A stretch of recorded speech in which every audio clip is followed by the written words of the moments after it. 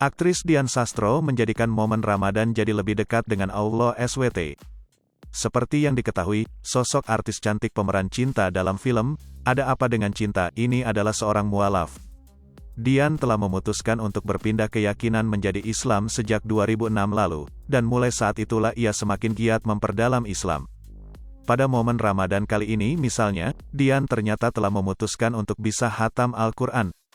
Melalui akun Instagram pribadinya, diketahui Dian Sastrowardoyo bersama beberapa rekannya telah berhasil menghatamkan Al-Quran sebelum bulan Ramadan berakhir. Dengan mengenakan kerudung serta busana muslim berwarna krem motif bunga saat proses hataman, Dian Sastrowardoyo berhasil mencuri perhatian netizen serta sahabat artis lainnya. Diketahui Dian Sastro melakukan hataman Al-Quran di kediamannya. Lewat Instastory, ia pun menulis kalau tetap semangat menghatamkan Quran meski matanya mengantuk. Rada kriep-kriep dikit tapi tetap semangat, ujar Dian Sastro. Dian Sastrowardoyo telah berhasil menyelesaikan hataman Al-Quran pada Selasa, tanggal 19 April tahun 2022. Tanggal tersebut merupakan hari ke-17 di bulan Ramadan. Artinya, Dian berhasil menghatamkan Quran sebelum Ramadan berakhir.